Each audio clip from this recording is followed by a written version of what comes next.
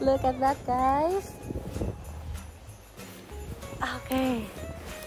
So, my project today is to take off some snow from Yuki. Kasi kawawa naman si Yuki. So, here we are. I brought my table with me para mapwesto ko siya dito.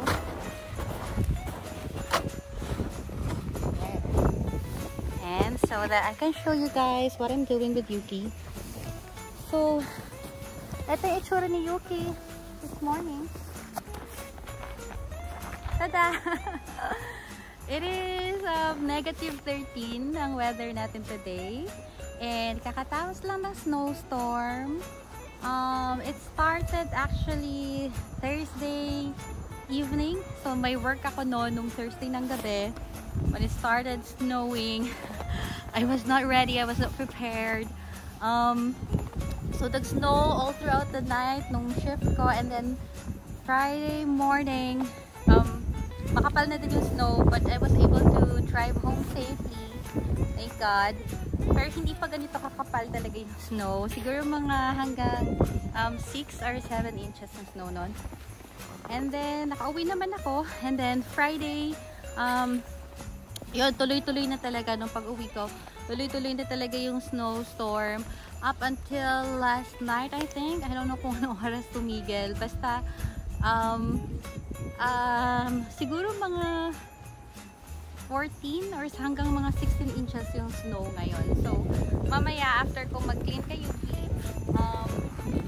dadalhin ko kayo doon sa likod ng bahay namin para makita nyo or i-show ko sa inyo kung gaano kalala, kung gaano kakapal yung snow dito.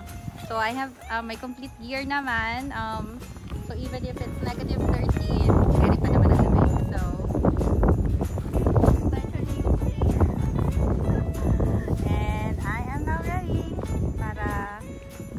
tanggalan ng snow. So, good luck to you guys.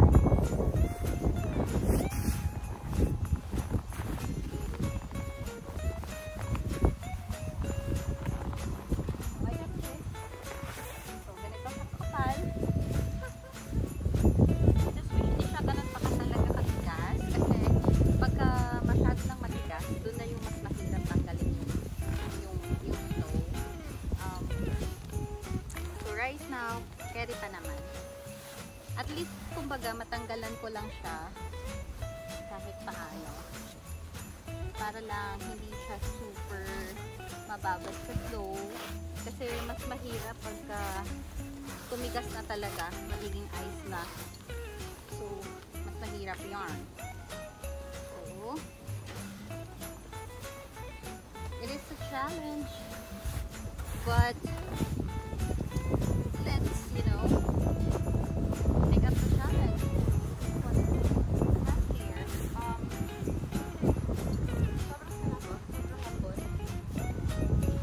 Tawag dito, so what happened was, bakit nga ba nandito sa Paso?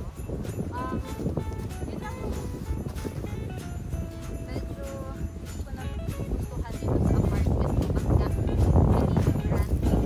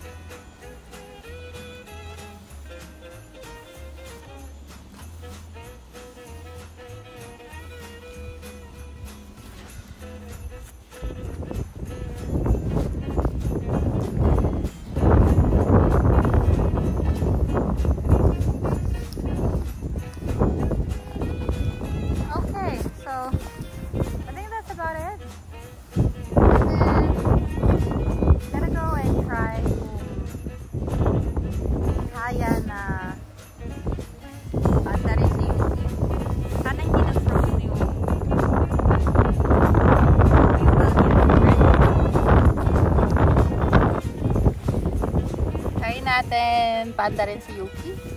Sana gumana.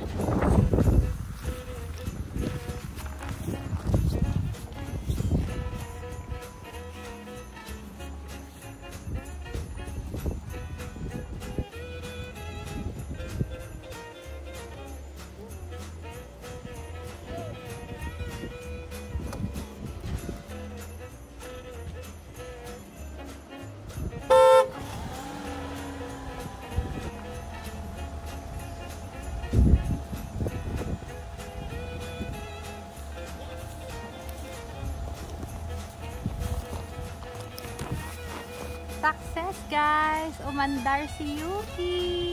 Yay! Akala ko kasi tumigas yung ano niya, yung fuel niya.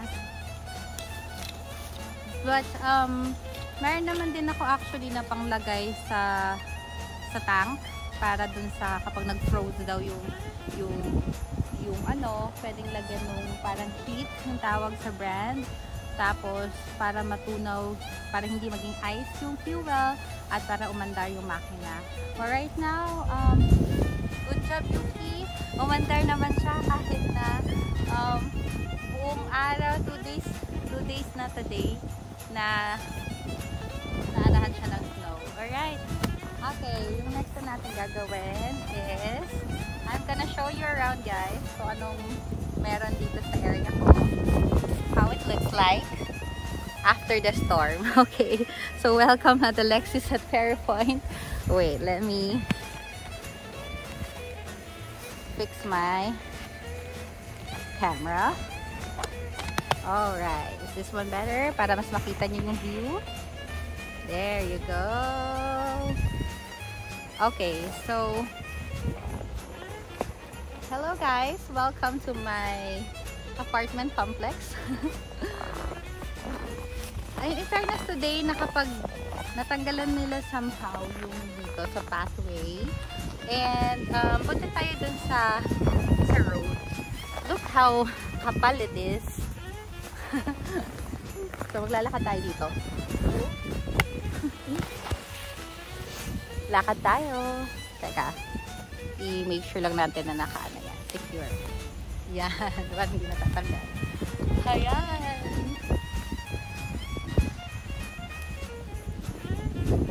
Okay. So, this is our area. Lahat na makikita nyo ay puti. And, gusto ko nga puntahan yung ano namin, yung maliit na sapa. Maliit na sapa talaga. Tignan natin kung nag-snow ba yung sapa namin. Charot. Okay. Let's go. Ayan o. Ano nakikita nyo kung gaano kalalim yung nalalakaran ko. Hang lalim. Woohoo! But this is you know, a very American American kind of experience for me. Alam mo yun, yung feeling na nasa Amerika ka talaga. Ito talaga yun eh. Yung snowing everywhere. May snow everywhere. So yeah, puting-puti yung aking kapaligiran. It's my first winter in Iowa. Legit na winter. Okay. Oh my. So, ito yung road na inano na nila, plinaw na nila. So, ito yung sinasabi kong mini lake namin sa likod ko. And, ganito kataas yung snow. Ito yung ground. Ito yung snow. So, gano'n kataas yun? I don't know. So, let's go there and let's try kung gaano ako kung malulubog ba ako. Char. That's my neighborhood there. This is my neighborhood. Ayan. Ito yung upuan. Ayun yung pine tree namin. Tada! Punong-puno ng snow. And syempre, yung mga puno, ganun din. In fairness, hindi pa naman nag-ice. Hindi pa naman nag-ice yung buong tubig, pero meron ng ice doon sa may parang fountain. Ano na? Ice na. Ice na yung fountain. In fairness, yung mga ducks, ayun sila guys. So, yung mga friends kong ducks, they're still swimming and they can still survive kahit sa ganito kalamig na weather.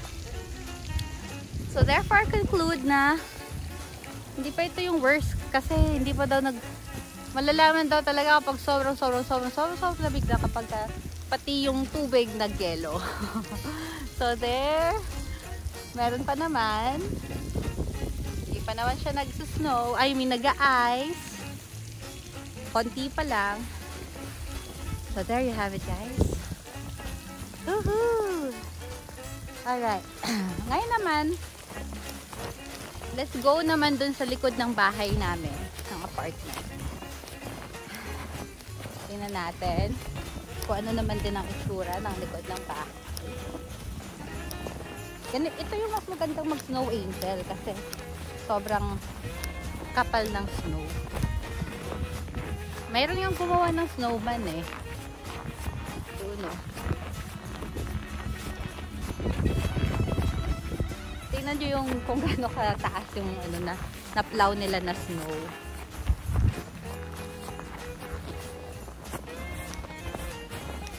Tada! Dito ko na oh. Hello guys. So ito yung experience na humiga sa snow.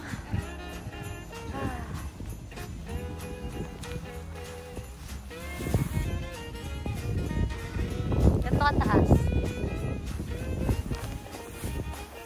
Galing kasi yan dito sa road. So nilagay lang nila dyan sa gilid. Okay.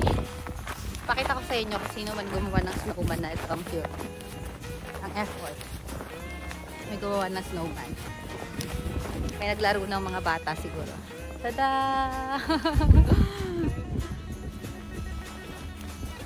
Alright. Okay. So ngayon naman, punta tayo doon sa gilid.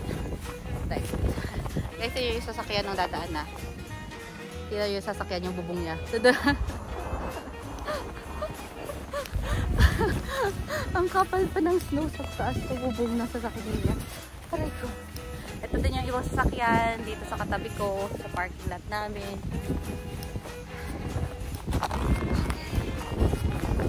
Punta lang muna tayo doon habang pinapainit ko yung makina ni Yuki. Kasi para hindi magtigas nga. Siguro mga at least 10 to 15 minutes na painitin ko yung makina. Para lang. Oh my, so medyo struggle is real guys. So itong kapal yung snow dito. Itong part na to, yung talagang hindi pa nakakalkal ha. Kasi grass to. So, ganito siya kakapal guys.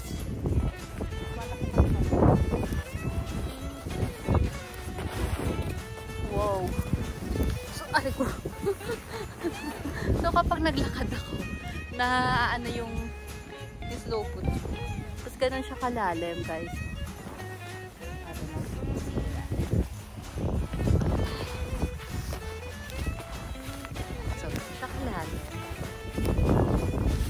Pati yung ano oh, kawawa. Mga puno. Wow, di naman sana mag-snow angel oh.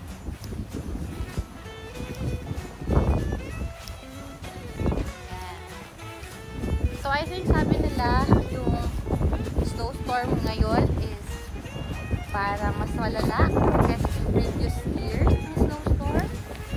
And good thing na lang din talaga na wala kang work, so sa bahay lang. Kami ni Papa. Siyempre si Papa nandun na sa loob ng apartment. Hindi niya kakayanan yung lamig dito sa labas. Ayan. So, ito yung likod ng apartment namin. Ayan siya.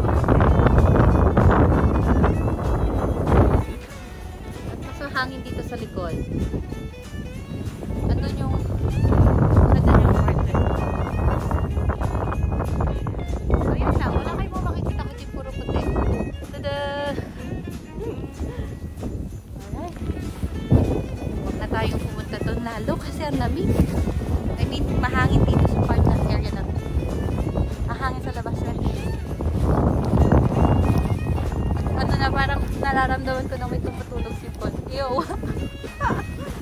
But that's okay. It's part of the, you know, part of life. There you go. So that's it, guys.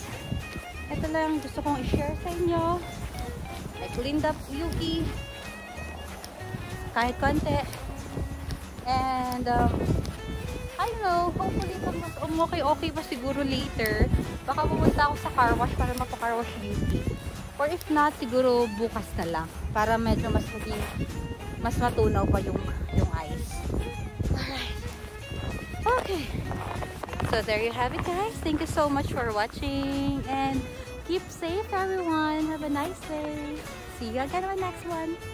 Bye.